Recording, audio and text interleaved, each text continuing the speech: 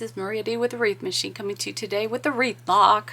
I just want to show you a quick tutorial on how to use it.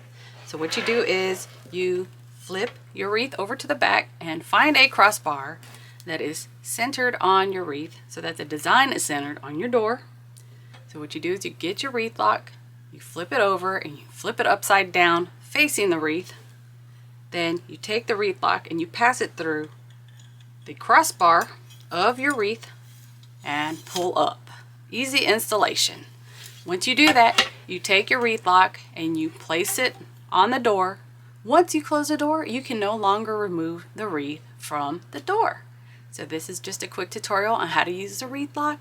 Thank you for watching, and you'll have a great day.